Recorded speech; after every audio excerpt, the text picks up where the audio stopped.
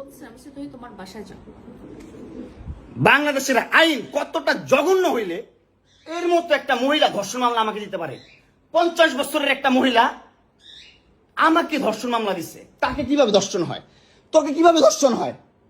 সেটা তুই কোর্টে যে প্রমাণ করিস। কোর্ট তো তোর কি না, তোর বাপের না কোর্ট? তোর বাপ আর্মিতে, তোর ভাই আর্মিতে, তোর জামাই আর্মিতে, তোর 2টা জামাই আর্মিতে। তোর তো আইন কি না? আর আমরা তো গরিব মানুষ, আমাদের তো সময় নাই, আমাদের তো এই সমাজে কোনো ছাই নাই। আমরা তো সমাজের ময়লা আবর্জনা, আমরা এই সমাজে। আর তোরা হচ্ছিস সমাজের অনেক উচ্চমানের মানুষ, অনেক ক্ষমতাবান মানুষ, এই জন্যই নাকে দড়িটা ঘুরাইতেছিস আমাকে, তুই বুঝছিস? হ্যাঁ, বিএমডব্লিউ নিয়ে যোগ্যতায় চালাই, তোর টাকা দিয়ে চালাই না, যোগ্যতা চালাই, কামাই করে চালাই। হ্যাঁ, বড়লোক হইতে পারবো না? কোথাও লেখা আছে গরিবরা বিএমডব্লিউ চাইতে পারবে না? গরিবরা বড়লোক হতে পারবে না? কোথাও লেখা আছে? হ্যাঁ, কোথাও লেখা আছে? না হলে ওই মেয়েদের বাসায় যাও, না হলে নরসিংদী যাও, যেখানে যাচ্ছিলে সেখানে যাও। তোমার কাপড় চোপড় নিবা? অবশ্যই নিব, দাও।